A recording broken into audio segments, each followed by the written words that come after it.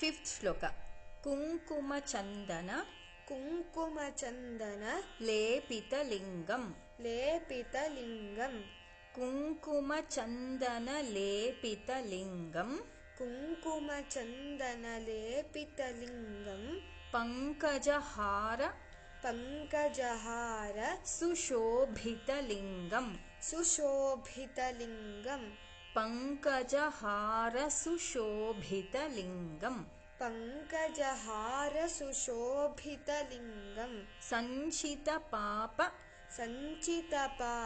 vinashanalingam Sanchita papa vinashanalingam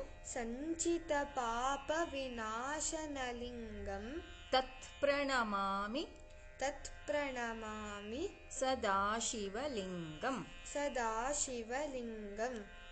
Kunkumachandana lepitalingam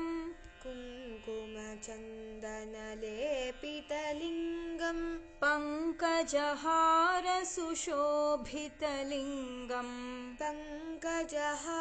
sushobhitalingam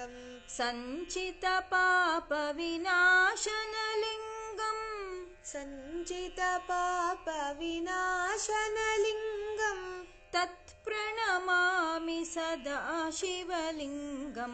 Tat pranamami Sadashivalingam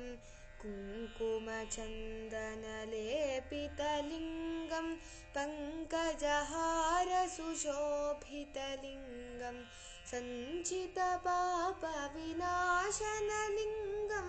Tat pranamami Sadashivalingam